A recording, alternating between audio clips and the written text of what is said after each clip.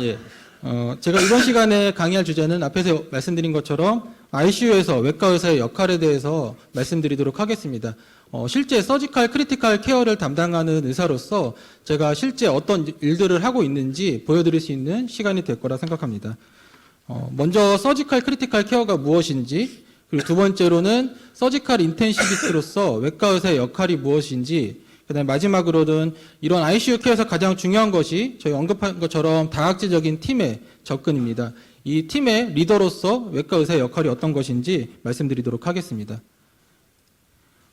인텐시비스트, 중환자 전문의에 대해서 구글에서 한번 검색을 해봤습니다. 그랬더니 나오는 게 ICU에서 근무하는 이제 크리티컬리 일 페이션트, 중환자의 케어에 전문화된 의사다라고 정의를 하였습니다.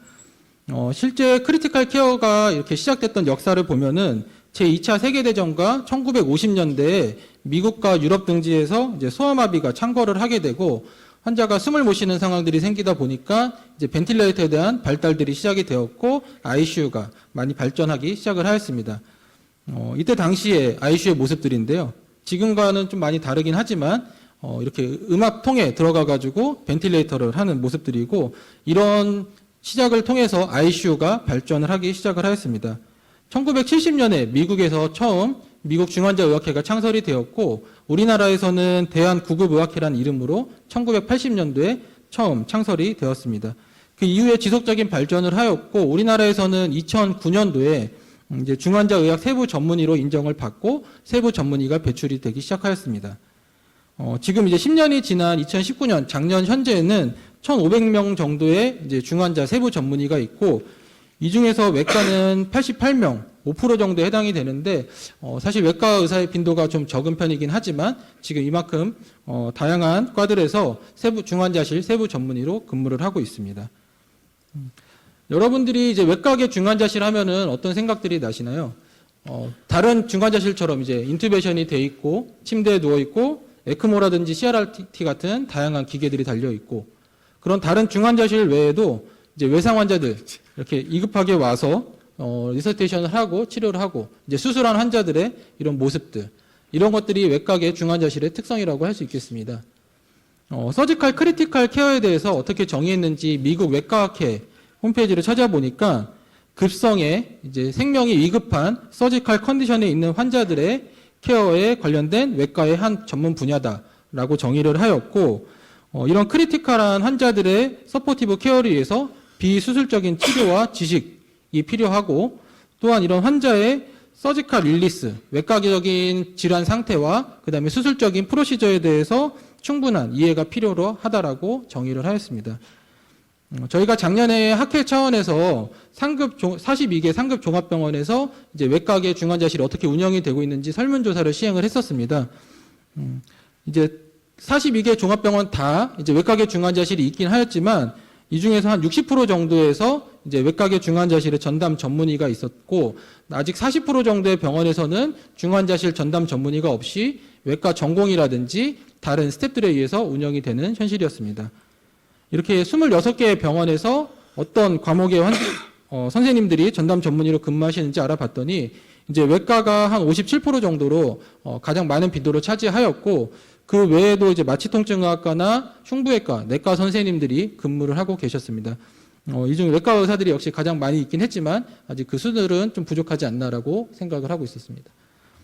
두 번째로 이제 서지컬 인텐시비스트로서 제가 외과 의사가 어떤 역할을 하고 어떤 장점이 있는지 알아보도록 하겠습니다. 서지컬 인텐시비스트 말처럼 인텐시비스트의 역할을 하면서 동시에 이제 외과 의사로서의 역할이 필요하다고 생각을 합니다.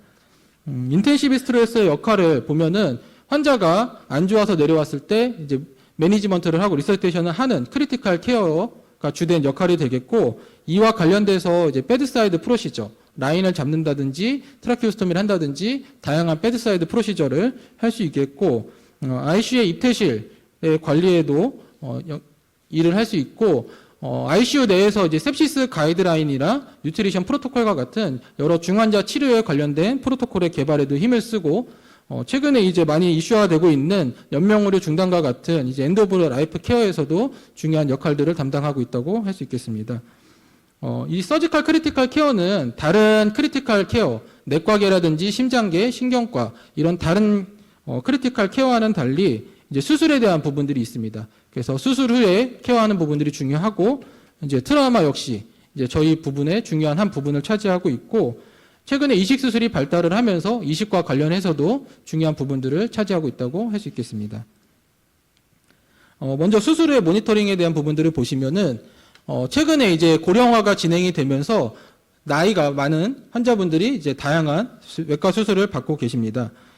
제가 전공의 시절과 지금 현재를 비교해도 많은 변화가 있다라고 느끼는데 실제 국내 심평원 자료에서 봤을 때 75세 이상의 환자들이 수술했던 빈도를 비교했을 때 위 부분 절제술, 디스탈 가스트렉토미를 받았던 환자가 2010년도에 1,300명 정도에서 2018년에는 2,100명 정도로 1.6배 정도 늘었고 이제 췌장암에서 이제 하는 PPPD 아주 고난이도 수술인데 이 역시도 2010년도에 140명에서 2018년도에 470명 정도로 3.4배나 늘어났다고 하였습니다. 이처럼 고난이도 수술 역시도 이제 고령 환자들이 수술을 점차 받는 나이들이 증가를 하고 있는 현실이고 이건 우리나라뿐만 아니라 작년에 나왔던 영국의 데이터들인데 75세 이상 환자들도 점차적으로 수술하는 빈도들이 늘어나고 있다고 보고를 하였습니다. 이 데이터는 이게 중국에서 발표했던 데이터인데 중국에서 복강경 위 전절제술을 받았던 환자들의 빈도가 늘어나고 이와 관련해서 환자들의 코모비디티, 동반 질환들도 점차적으로 증가하고 있다는 것들을 보여주고 있습니다. 실제적으로 최근에 고령화가 더 진행이 되면서 이제 고위험 환자들, 여러 가지 동반 질환을 가지고 있는 환자들이 수술을 받고 있고 이런 수술이 증가하면서 수술 후에 집중 관찰, 모니터링이 더 필요한 현실입니다. 그리고 이와 관련돼서 컴플리케이션들도 증가할 수 있고 따라서 이런 것들을 모니터링하고 치료할 수 있는 서지컬 인텐시비티에 대한 수요가 점차적으로 증가하고 있는 게 현실입니다. 앞에서 말씀드린 것처럼 컴플리케이션은 다양하게 나타날 수가 있습니다. 수술에 블리딩도 날 수 있고 문합부가 샌다든지 수술 후에 환자분이 런케어가 잘 되지 못하고 하면서 뉴모니아나 아텔렉타시스가 발생을 하면서 ICU에 내려오는 경우들이 많이 있습니다. 이런 외과 수술들을 보시면은 문제가 됐던 이제 암이 있는 부위라든지 문제가 있는 부위를 제거를 하고 새롭게 연결을 하고 하게 됩니다. 따라서 수술을 하고 나서 아나토미가 변하게 되고 이와 관련돼서 피지올로지가 변화가 되게 됩니다.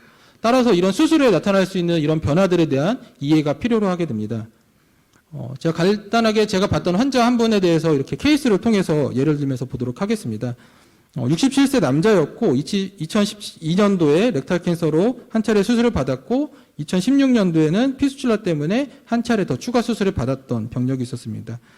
복통으로 응급실에 내원을 하였고 응급실 내원 당시에 이제 고열과 혈압 저하가 동반이 되어서 스텝틱 샥으로 진단해서 리서기테이션을 시행을 하였습니다. 환자가 이제 복부 진찰을 했을 때 텐더니스와 리지디티가 심하였고 이제 CT에서 복막염 소견이 보여서 응급수술을 진행을 하였고 당시에 이제 디센딩 콜론에 퍼포레이션이 있어가지고 하트만 오퍼레이션을 시행을 하였습니다. 환자가 이제 수술을 시행을 하고 스텝틱 샥이었기 때문에 ICU로 왔었고요. 수술을 하고 나서 바이탈 사인은 다소 좋아지긴 했지만 고열이 지속이 되고 있었습니다. 이후 환자가 점차적으로 복압이 증가되고 복부의 리지디티가 증가되는 상황이었습니다. 그래서 CT를 시행을 하였더니 이제 콜라이티스, 장이 전반적으로 많이 부어 있고 페리토나이티스가 여전히 남아있던 상황이었습니다.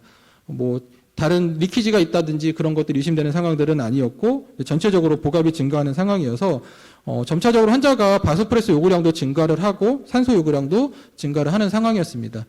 그래서 저희가 이제 ICU에서 환자를 보면서 점차적으로 환자의 복압이 증가를 하면서 다발성으로 장기 부전이 진행이 되는 업도미널 컴파트먼트 신드롬이 의심이 된다라고 판단이 돼서 이제 수술을 했던 의사 선생님께 연락을 드렸습니다. 무슨 문제가 있나요? 물어봤을 때 환자가 이러이러해서 점차적으로 바소프레스 요구량도 증가하고 산소 요구량도 증가를 해서 복부구획 증후군, 업도미널 컴파트먼트 신드롬이 의심이 됩니다. 그래서 다시 수술이 필요할 것 같습니다. 지금 복압이 증가하고 있기 때문에 상처를 열어놓고 배를 열어놔서 복압을 감소시키는 것이 필요하겠습니다. 라는 말씀을 드렸습니다.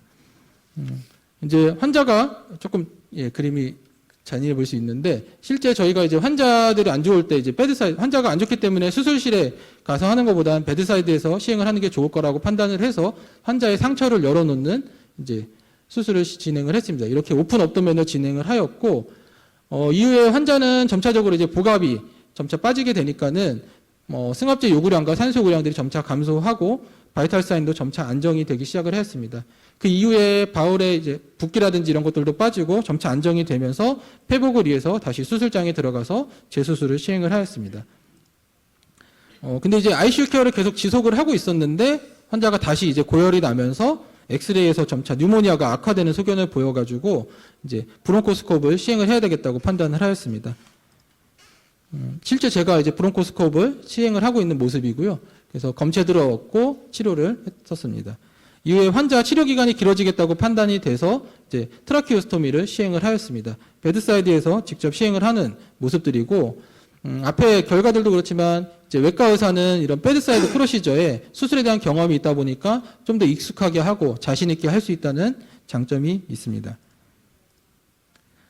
앞에서 말씀드린 것처럼 이제 외과 의사로서 수술에 대한 이해와 수술 후에 바뀔 수 있는 피지올로지에 대한 변화에 대한 이해가 높기 때문에 실제 오퍼레이터와 인텐시비스트 간의 대화 공감이 중요하고 여기서 서전은 이제 수술에 대한 이해와 합병증에 따른 패소피지럴 변화에 대한 이해가 높기 때문에 좀 더 원활한 소통을 할 수 있다라고 판단을 하고 있습니다.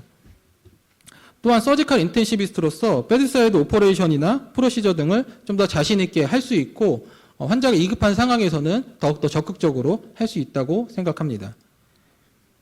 이따 아마 자장으로 오실 이제 박지민 교수님께서 삼성서울병원의 이제 박지민 교수님께서 실제 서지컬 ICU에서 서지컬 인텐시비스트를 적용한 이후에 전과 후를 비교를 하였을 때 전체 입원 기간과 재입실률, ICU 모탈리티 등 여러 가지 부분에서 좋은 결과들을 보였다라고 보고를 하였습니다. 이는 이제 ICU에 인텐시비스트가 있다는 것도 중요한 장점이 되겠지만 이 SICU에서 외과 의사가 인텐시비스트로 일하면서 다양한 좋은 결과들을 보였다는 것들을 보여주는 결과가 되겠습니다. 또한 중요한 한 부분이 서지컬 크리티컬 케어에서 중요한 한 부분이 외상 분야가 되겠습니다. 저희 환자를 하나 예시를 좀 들겠습니다. 36세 남자였고 9층 아파트에서 이제 떨어져서 왔었고 내원 당시에 이미 런 컨투전이 심했고 보스 헤미 뉴모소락스가 있어서 체스트 튜브를 넣었고 환자는 런 컨투전이 심해가지고 이 당시에 에크모까지 가야 될지 말아야 될지 고민을 하다가 결국 좋아져서 에크모까지는 달지 않았던 환자였는데요. 그 외에도 다발성으로 이제 리프렉처나 펠빅본 프랙처, 손목에 프랙처들이 동반이 되어서 되었던 환자였습니다. 이후에 환자가 이제 바이탈 사인이 점차적으로 안정이 되면서 이제 CS와 OS에서 각각 리프렉처나 이제 펠빅본 프랙처에 대해서 수술들을 진행을 하였습니다. 실제적으로 이 환자의 수술적인 부분에서는 저희가 했던 건 없습니다. CS와 OS 흉부외과와 정형외과에서 수술들을 진행을 했지만 이 환자에 있어서 처음 내원 당시부터 바이탈 사인을 안정화시키고 리서테이션을 하는 것들 이후에 환자의 크리티컬 케어를 지속하면서 환자를 호전시켰던 부분들에서 서지컬 인텐시비스트가 그만큼 중요한 역할을 한다라고 말씀드릴 수 있겠습니다. 아직 외상센터가 국내에 적용되기 전에 논문이긴 하지만 이제 외상 환자들의 메이저 트라우마 환자에 있어서도 인텐시비스트가 치료를 했던 그룹과 인텐시비스트가 치료를 하지 않았던 그룹을 비교해 봤을 때 시비어리티는 오히려 인텐시비스트가 있었던 그룹에서 더 높았지만 실제 모탈리티는 27%에서 15%까지 감소시킬 수 있었다. 더 낮았다라고 보고를 하였습니다. 이만큼 서지컬 인텐시비스트가 외상 부분에서도 중요한 역할을 한다라고 할 수 있겠습니다. 세 번째로는 저희가 이제 간이식이랑 신장이식, 췌장이식과 같은 이식 수술이 많이 발전을 하게 되면서 이식 환자들이 많아지고 있고 이런 이식 환자의 수술 후 케어뿐만 아니라 이제 면역체제 복용에 따른 인펙션이나 리젝션에 대한 부분들도 중요한 부분들이 되고 있습니다. 실제 저희 병원에 왔던 이제 KT 환자였고 KT를 받은 이후 받고 나서 1년 뒤에 이제 PCP 뉴모니아가 이렇게 악화가 돼서 내원을 하였습니다. 환자가 너무 렁이 안 좋아서 에크모까지도 삽입을 하였었고 에크모 달면서 점차적으로 뉴모니아가 좋아지면서 결국에는 환자 장기간 치료를 하였지만 호전이 돼서 티캔까지 제거를 했던 상태였습니다. 어때요? 말로 뽑아보시니까 어때요? 그게 편해요? 숨 쉴 때 안 답답하세요? 숨쉴 때 안 답답하네요. 안 답답해요? 가래 한번 뱉어보세요. 말로 하라고. 말로 가래 한번 뱉어보세요. 어때요? 그게 편해요? 아니 기침 한번 때 안 답답하세요? 더 목 누르고 안 답답해요? 가래 한번 뱉어보세요. 예. 이만큼 다리 한번 뱉어보세요. 뉴모니아가 에크모를 달 정도로 심하게 왔었던 아니, 기침 한번 환자였지만 해서 뱉어보세요. 이런 뉴모니아라고 해서 외과 의사가 치료를 목 못하는 누르고. 것은 아니라고 생각합니다. 실질적으로 인텐시비스트로서 이런 다양한 환자들 역시도 케어할 수 있는 게 진짜 인텐시비스트의 역할이라고 생각을 합니다. 마지막으로는 중요한 부분이지만 다학제적인 팀의 이제 리더로서의 역할에 대해서 간략하게 정리해 보겠습니다. 서지컬 인텐시비스트는 저희뿐만 혼자 일할 수 있는 것이 아니고 중환자 간호사들, 그다음에 중환자의 재활, 저희가 이따 발표를 하시겠지만 감염내과나 이제 영상학과와 같은 다양한 팀과 협업을 통해서 이루어질 수 있습니다. 그 중심에는 이제 인텐시비스트가 그 중심에서 리더로서의 역할을 하게 됩니다.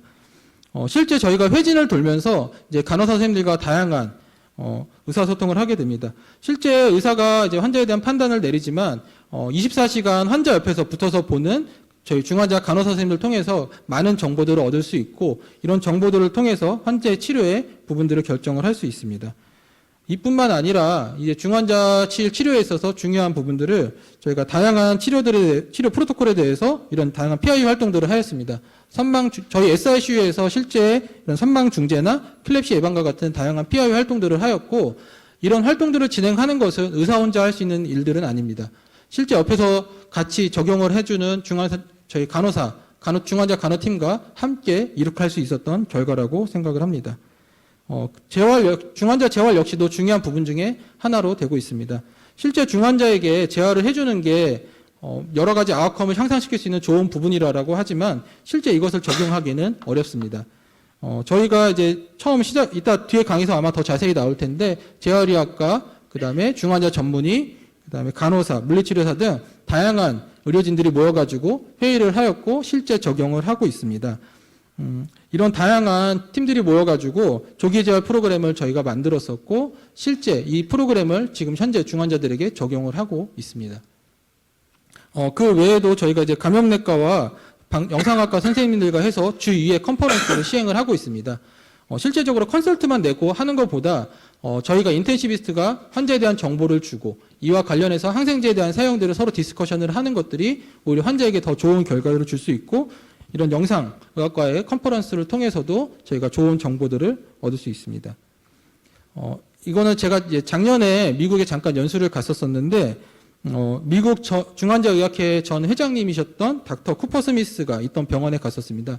이분도 외과 의사였는데 회진을 돌 때 ICU 전공의가 프레젠테이션을 하면서 실제 수술했던 실제 수술을 했던 프라이머리 팀이 와서 이런 의견을 제시했다라고 했더니 누가 이 환자의 프라이머리 팀이냐, 오퍼레이터냐, 아니면 옆에서 보고 있는 인텐시비스트냐라고 얘기를 다시 물어봤었습니다. 그러면서 오퍼레이터도 인텐시비스트도 이 환자의 프라이머리 팀이 아니다. 우리는 한 팀이다. 협업을 통해서만 이루어질 수 있다라는 얘기를 했습니다. 이게 상당히 마음에 왔었는데요. 실제 이런 중환자 치료에 있어서 수술을 했던 사람도 옆에서 보고 있는 인텐시비스트도 따로 있는 것이 아니라 함께 협업을 통해서 이루어져야만 한다고 할 수 있겠습니다. 결론입니다. 서지컬 인텐시비스트로서 외과 의사는 수술에 대한 이해가 높기 때문에 오퍼레이터와 디스커션을 하고 협업을 하는 것들이 용이하다고 할 수 있겠습니다. 또한 서전으로서 수술에 대한 경험이 있기 때문에 베드사이드 오퍼레이션이나 프로시저를 좀 더 자신감 있게 진행을 할 수 있고 이런 서지컬 크리티컬 케어에는 다학제적인 팀 접근이 중요하며 이 중심에 이제 리더로서의 중요한 역할을 담당해야 된다고 하겠습니다. 경청해 주셔서 감사합니다.